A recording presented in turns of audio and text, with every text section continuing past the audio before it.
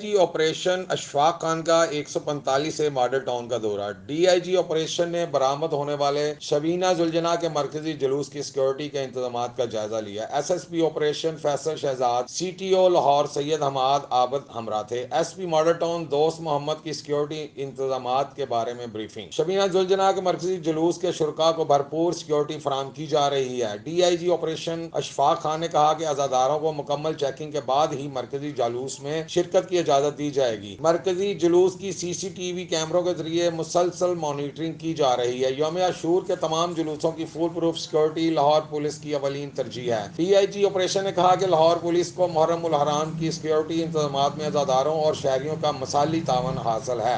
Camera مین وقار خان کے ساتھ Tanveer Sindhu, 11 news, Lahore.